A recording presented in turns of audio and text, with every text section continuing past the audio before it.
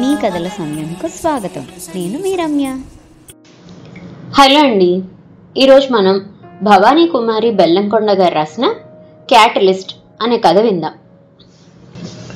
బ్రహ్మాజీకి ఊళ్ళో పెద్ద super market సొంత బిల్డింగ్లో ఉంది. లాభాలతో నడుస్తుంది. ఒక్కతే కూతురు సరయు. మైక్రోబయాలజీలో పీజీ చేసింది. భార్య పేరు వసంత. సంజీవ్ రావుకి చాలా రకాల వ్యాపారాలున్నాయి. భార్య రేవతి, 2 కొడుకులు, 1 కూతురు. పెద్ద కొడుకు కూతురు అమెరికాలో ఉన్నారు. ఇప్పుడు చిన్న కొడుక్కి మ్యాచెస్ చూస్తున్నారు. కొడుకు రేవంత్ని చూసి చాలా గర్వపడతారు వాళ్ళు. రేవంత్ 6 అడుగుల పైనే ఉంటాడు. మంచి ఫిజిక్, మిలిటరీ వాళ్ళ ఉండి చూపర్లను ఇట్టే కట్టుకుంటాడు. వసంత రేవతికి లేడీస్ క్లబ్లో ఓ 6 నెలల క్రితం పరిచయం. క్రమంగా స్నేహం పెరిగింది. రేవతి కూడా తన లుక్స్ మీద చాలా శ్రద్ధగా ఉంటుంది. ఆమెను క్లబ్లో అందరూ ఆమె ఫిజిక్ ఫిట్నెస్ని చూసి తరచూ పొగుడుతుంటారు. రేవంత్ని చూసిన వసంత క్యాజువల్గా కూతురు సరయుని చూపిస్తే బాగుండని భావించి ఓ సాయంత్రం వాళ్ళని టీకి పిలిచింది. సరయు చేత గ్రేప్ జ్యూస్ సర్వ్ చేయించింది. సరయు తెల్లటి తెలుపు, చక్కని ముఖ కవళికలు, నల్లని చీర మీద చిన్న తెల్లని పువ్వులున్న కాటన్ చీర, చక్కని జాకెట్ వేసుకుంది. కానీ బాగా లావు, నడుం దగ్గర 3 మడతలు, మెడ తిప్పలేని విధంగా ఉంటుంది. రేవతి ఏమాత్రం మొహమాటం లేకుండా వసంత మొహం మీదే అన్నది, మా అమ్మాయిని చూడండి అంటే సరదాగా వచ్చాం, కనీసం మీలా కూడా లేదు.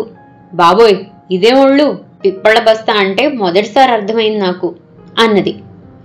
సరయునే కాదు, వసంత బ్రహ్మాజీ కూడా బిత్తరపోయారు ఆమె మాటలకి. సరయు తలెత్తి రేవంత్ వైపు చూసింది. అతను నవ్వు దాచుకుంటున్నాడు. సంజీవ్ రావుకి చాలా కోపం వచ్చింది భార్య అలా మాట్లాడినందుకు. కానీ అతను ఆమెను కంట్రోల్ చేయలేడు.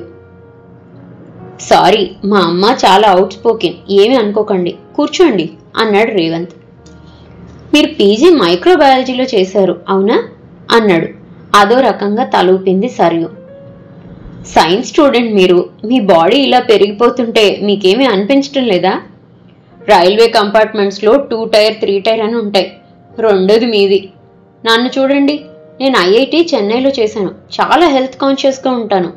తిండి విషయంలో చాలా జాగ్రత్తగా ఉంటాను. లైఫ్లో మీకు ఎటువంటి యాటిట్యూడ్ ఉన్నట్లు నాకు అనిపించలేదు. ముందు ముందు మీ హెల్త్కి కూడా ఇటువంటి భారీ శరీరం మంచిది కాదు. నాకు మొహమాటం తక్కువ. మా అమ్మలాగే నేను కూడా అవుట్ స్పోకెన్ ఆగాడు. సరయు ఏమీ మాట్లాడకుండా తన గదిలోకి వెళ్ళి సిస్టమ్ ముందు కూర్చుంది. ఆమె ఎంతో కష్టం మీద తన కోపాన్ని నిగ్రహించుకుంది. రేవంత్ని ఏమీ అనకుండా మౌనంగా వచ్చేసింది. వెళ్ళేటప్పుడు వసంతతో అన్నది రేవతి, మా అబ్బాయిని చూసావు కదా, తనకు మీ అమ్మాయి సూట్ అవుతుందని ఎలా ఆశపడ్డావు? మీ అమ్మాయిని వెయిట్ రిడక్షన్కి పంపు, ఇలా ఉంటే పెళ్లి కావటం చాలా కష్టం అంటూ వెళ్ళిపోయింది. వసంతకు కోపంతో ఒళ్ళు తెలియలేదు. సర్రును కూతురు గదిలోకి దూసుకెళ్ళింది. వాళ్ళు నీ మొహం మీదనే అన్ని కామెంట్స్ చేశారు, నీకు సిగ్గనిపించటం లేదా? ఇల్లు వదిలి బయటికి పోవు, ఆ ఒళ్ళు తగ్గించుకునే ప్రయత్నమే చేయవు. చదువు అయ్యాక ఏదైనా ఉద్యోగం చేసుకుంటావనుకుంటే అది లేదు, ఎప్పుడు దీని ముందు కూర్చొని ఏదో రాసుకుంటూ కూర్చుంటావు. ఆయాసంతో మాట తడబడింది వసంతకు. వింటున్న బ్రహ్మాజీకి కోపం నశాళానికి అంటింది. వాళ్ళెవరు నా కూతుర్ని కామెంట్ చేయడానికి? ఏ లక్ష్యమూ లేకుండానే అది గోల్డ్ మెడలిస్ట్ అయిందా చదువులో? వాడెవడు నా కూతుర్ని 3 టైర్ అని అనటానికి? అయినా నాకు తెలియకుండా వాళ్ళని ఎందుకు పిలిచావు? వాళ్ళకి నచ్చకపోతే సున్నితంగా రిజెక్ట్ చేయవచ్చు, అవమానిస్తారా నా కూతుర్ని అంటూ అరిచాడు. సరయు లేచి, నాన్న ఎందుకలా ఆవేశపడతారు, ఊరుకోండి అన్నది నెమ్మదిగా. నిజానికి సరయుకి రేవంత్ అన్న దాంట్లో నిజమున్నది, కానీ అంత బ్లంట్గా కామెంట్ చేయడం సంస్కారం కాదు కదా. ఈ ఒళ్ళు తిని కూర్చోవడం వల్ల రాలేదని ఆమెకు తెలుసు. ఇప్పుడు పెళ్లి చూపుల కోసమో పెళ్లి కోసమో తను తగ్గాలని అనుకోవటం హాస్యాస్పదం అని ఆమెకు అనిపించింది. నటి రేఖ ఒకానొక సందర్భంలో అంటుంది, I fell in love with my self at the age of 30 అని. అప్పటి వరకు ఆమె బొద్దుగా షేప్లెస్గా ఉండేది. ఆ తల్లి కొడుకుల ధోరణిలో ఆమెకి వాళ్లల్లో ఉన్న సంస్కారహీనత్వం కనిపించింది. వసంత మరింత కోపంతో అరిచింది, పని పాట లేకుండా ఉంటుంది, అసలు మీరే దాన్ని చిన్నప్పటి నుంచి చెడగొట్టింది. ముప్పూట్ల తిని కూర్చుంటే ఇలాగే పిప్పళ్ళ బస్తా అవక ఏమవుతారు? సరయు కల్పించుకుంది. వాళ్ళన్నవి నువ్వనేది బయటకు పోతే చాలామంది కామెంట్స్ అన్నీ నేను వింటూనే ఉన్నానమ్మా. నేను ఊరికినే సిస్టమ్ ముందు కూర్చుంటున్నానని అనుకోకమ్మా. నాకంటూ కొన్ని లక్ష్యాలున్నాయి. నేను రేపు తాతయ్య దగ్గరికి వెళ్తాను. తర్వాత నేను ఒక ట్రైనింగ్కి వెళ్ళాలని నిర్ణయించుకున్నాను. నాన్న, నాకు కొంత డబ్బు కావాలి. నా అకౌంట్లో నుండి తీసుకుంటాను. ఇప్పుడే ఎందుకు అని అడగద్దు ప్లీజ్ అన్నది నెమ్మదిగా బ్రహ్మాజీతో. బ్రహ్మాజీకి కంట నీరు తిరిగింది. కూతురు తల నిమురుతూ, నేను ఏ లెక్కలో అడగనమ్మా, నువ్వేం చేసినా నాకు ఇష్టమే అన్నాడు గొంతు నిండిపోగా. తెల్లవారుజామునే 40 మైళ్ళ దూరంలో ఉన్న తాతగారింటికి బయలుదేరింది. వసంతకు దుఃఖం వచ్చింది. నేను నీ మంచి కోసమే అన్నాను. రాత్రంతా మీ నాన్న తిడుతూనే ఉన్నారు. ఆ పల్లెటూరులో నీకేం తోస్తుంది? ఇక్కడ ఉండి ఉద్యోగం చూసుకో అన్నది బాధగా. జవాబుగా తల్లి బుగ్గ మీద ముద్దు పెట్టి, నేనిప్పుడు వెళ్తున్నది ఉద్యోగం కోసం కాదు, సేద్యోగం చేయటానికి అంటూ నవ్వుతూ వెళ్ళిపోయింది సరయు. వసంతకి ఏమీ అర్థం కాలేదు. తాతగారి ఊరు రావెళ్లపాడు. బ్రహ్మాజీ ఒక్కడే కొడుకు ఆయనకు. భోజనాలయ్యాక నెమ్మదిగా తాను వచ్చిన పని చెప్పింది. తాత నాయనమ్మ నివ్వెరపోయారు ఆమె ఆలోచన విని. కానీ ఆయన గ్రౌండ్ రియాలిటీ అర్థం కావటం కోసం మనవరాల్ని పొలం వైపు తీసుకెళ్లాడు.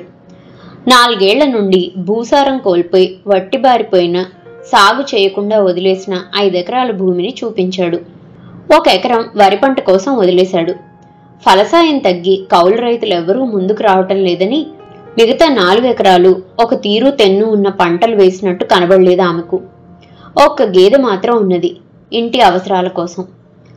వెంట తిరుగుతున్న సాంబడితో భూసార పరీక్షల కోసం శాంపిల్స్ తీయించింది. వాటిని టెస్ట్ చేస్తే గాని ఆ భూమిలో సారం ఎంత ఉందో తెలుస్తుంది. అన్నిటికంటే పెద్ద ప్రాబ్లం కొంచెం కూడా నీటి వనరులు లేకపోవటం. 20 అడుగుల బావి ఉంది. వర్షాకాలంలో నీరుంటుంది కానీ చాలా తక్కువ. బోర్ వేసినా పడలేదు. నీరే ప్రధాన సమస్య అని గుర్తించింది సరయు. తొలకరికి ముందే చేయాల్సిన వాటర్ హార్వెస్టింగ్ సిస్టమ్ని స్టార్ట్ చేసింది.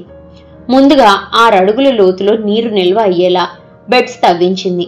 ఆ బెడ్ నిండిన తరువాత మిగతా నీరు 10 అడుగుల లోతు వాటర్ బెడ్లోకి పోయేలా చేసి, అది నిండాక వట్టిపోయిన 20 అడుగుల బావిలోకి నీరు చేరేలా ఏర్పాటు చేసింది. తర్వాత ట్రాక్టర్ మాట్లాడి 5 ఎకరాలు లోతుగా దున్నించి కూలీలను పెట్టి రాళ్లన్నింటినీ చుట్టూ పోయించింది. పట్టిపోయిన ఆ భూమిలోకి చాలినంత పశువుల ఎరువు పోయించి నాగళ్లతో కలియ దున్నించింది. పొలం పక్కనే ఉన్న గుట్ట నుండి క్రిందకు ప్రవహిస్తున్న నీటిని కాలువల ద్వారా వరుసగా 6 అడుగులు, 10 అడుగులు, చివరిగా 20 అడుగుల బావిలోకి వెళ్లేలా చేసి అందరినీ ఆశ్చర్యపరిచింది. మధ్యలో ఒకసారి ఆచార్య రంగా యూనివర్సిటీకి వెళ్లి సాయిల్ టెస్ట్ రిజల్ట్స్ చూపించి తగిన సలహాలు సూచనలు తీసుకుని తాతయ్య దగ్గరికి వచ్చేసింది. పెసర, మినుములు, జునుము వేసింది. వాటి పంట కోసం ఎదురు చూడకుండా భూసార పెంపు కోసం నత్రజని లోపాన్ని నివారించడానికి ఆ 3 రకాల పంటల్ని భూమిలో కలిసిపోయేలా దున్నించింది. వర్షాలు తగ్గే వరకు వెయిట్ చేసింది. ఆ సమయం వేస్ట్ కాకుండా సుభాష్ పాలేకర్ దగ్గర సహజ వ్యవసాయ పద్ధతులు, సమీకృత వ్యవసాయ పద్ధతులు, గో ఆధారిత వ్యవసాయంలో మెళకువలు నేర్చుకున్నది. రసాయనాల మీద ఆధారపడకుండా ప్రకృతి వ్యవసాయానికి శ్రీకారం చుట్టింది సరయు. బావిలో చేరిన నీరు చూసి అంతా ఆశ్చర్యపోయారు. లావుగా ఉండి సిటీ అమ్మాయి ఏం వ్యవసాయం చేస్తుందని నవ్విన వాళ్లే ఆమె ఆలోచనలు, వాటి ఫలితాలను చూసి ఆశ్చర్యపోసాగారు. తాత అనుభవం, సహకారం ఆమెకు చాలా లభించింది. గోశాల నుండి 5 దేశీ ఆవులను తీసుకొచ్చింది. పాత షెడ్డు స్థానంలో కొత్త షెడ్, దానిపైన సోలార్ పలకలతో 4 పంఖాలు సదా తిరిగేలా ఏర్పాటు చేసుకుంది. పశువుల కోసం ప్రత్యేకంగా జున్నుగడ్డి కోసం 1/2 ఎకరం వదిలేసింది. 1 ఎకరం మాత్రమే వరి, ఇంటి అవసరాల కోసం ఉంచి మిగతాదంతా పండ్ల చెట్లకు కేటాయించింది. నెమ్మదిగా ఆకుకూరలు, కూరగాయలు మళ్ళు నిర్మించి దేశీ విత్తనాలను బెంగళూరు నుండి తెప్పించి వ్యవసాయం మొదలెట్టింది. గో ఆధారిత వ్యవసాయం కాబట్టి ఆవు పేడతో చేసే జీవామృతం, పంచగవ్వ లాంటి రకరకాల సహజ సిద్ధమైన ఎరువులు వాడటం మొదలెట్టింది. సన్నని సైకిల్ ట్రాక్ నిర్మించుకొని తోటను సైకిల్ మీద పర్యవేక్షించుకోసాగింది. నాటుకోళ్లు, గుడ్లకి ఉన్న డిమాండ్ని బట్టి షెడ్స్ నిర్మించి మంచి లాభాలు గడించసాగింది. 5 మైళ్ళ దూరంలోనే ఉన్న టౌన్లో స్వంతంగా ఒక అవుట్లెట్ తెరిచింది. అక్కడ వారానికి 3 రోజులు నానమ్మ సరస్వతమ్మ మనవరాలు అమ్మకాలు చేయటం మొదలెట్టారు. సరస్వతమ్మ పెద్ద ఆకర్షణ ఆ షాప్లో. 3 ఏళ్లలో ఎన్నో ఒడిదుడుకులను అధిగమించి సరయు ఇప్పుడు ఎందరికో మార్గదర్శకురాలైంది. అవార్డ్స్, ప్రభుత్వ మన్ననలను పొందింది. పాలీ హౌస్లు, ప్రభుత్వ లోన్ల సహాయంతో పూల సాగుకు, ప్రత్యేక కూరగాయలు పండించడానికి నిర్మాణం చేపట్టింది. త్వరలో హైడ్రోఫోనిక్ వ్యవసాయానికి కూడా ఏర్పాట్లు చేసుకుంటుంది. నిరంతరంగా సాగిన శ్రమ ఫలితంగా ఆమె శరీరం ఏ ప్రత్యేక వెయిట్ రిడక్షన్ పద్ధతులు పాటించకుండానే ఆకర్షణీయంగా మారింది. ఇదంతా ఒక్కరోజులో సాధ్యం కాలేదు సరయుకి. తండ్రి సూపర్ మార్కెట్కి ఆర్గానిక్ కూరగాయలు వారానికి 3 సార్లు వెళ్తున్నాయి. వ్యవసాయం మొదలుపెట్టిన రోజు నుండి ప్రతిదీ రికార్డు చేసుకుంది.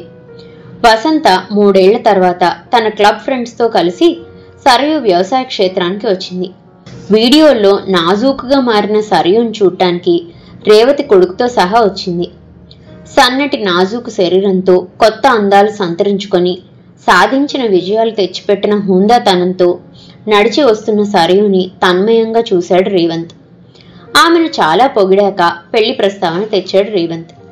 జవాబుగా నవ్వింది సరయు. చాలా స్పష్టంగా, నిర్దిష్టంగా తన అభిప్రాయాన్ని ఇలా తెలియచేసింది. రేవంత్, ఆ రోజు నేను చాలా అవుట్ స్పోకెన్ అంటూ మీరు మీ మదర్ నా గురించి చాలా డ్యామేజింగ్గా కామెంట్స్ చేశారు. మీకు ఇష్టం లేకపోతే, నేను నచ్చకపోతే సున్నితంగా తిరస్కరించవచ్చు.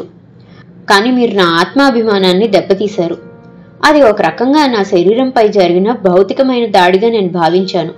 బాధపడ్డాను. కొంచెం ఆగి అన్నది, మీరు ఒక క్యాటలిస్ట్గా మాత్రమే నా జీవితం ఇలా మలుపు తిరగటానికి ఉపయోగపడ్డారు. క్యాటలిస్ట్ అంటే తెలుసుగా? రసాయనిక చర్యలో తాను పాల్గొనకుండా చర్యను వేగవంతం చేసేది. వివేకానందుడు అంటాడు, బేసిక్ నేచర్ నెవర్ చేంజెస్ అని. ఆ రోజు ఈ రోజు మీరు నన్ను శారీరకంగానే చూస్తున్నారు. నేనిప్పుడు సన్నగా, నాజుగ్గా ఉన్నాను కాబట్టి మీకు నచ్చాను. కానీ వ్యవసాయం ఇప్పుడు నా ప్యాషనే కాదు, ప్రొఫెషన్ కూడా. ఇదే మార్గంలో పయనిస్తూ ప్రకృతిని ప్రేమించగలిగిన వాడినే నేను నా సహచరుడిగా స్వీకరిస్తాను. సారీ అన్నది ఆత్మవిశ్వాసం తొణికిసలాడుతున్న స్వరంతో.